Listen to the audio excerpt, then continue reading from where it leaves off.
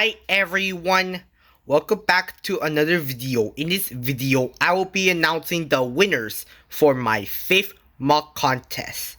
Let's go straight to the winners. Second place goes to Owen's Lego and Marvel Shorts, and he created his mock called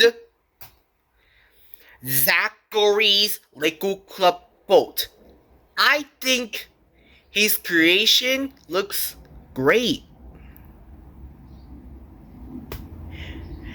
And the winner of this mock contest goes to Diagonal Bricks with a mock called Hurtful.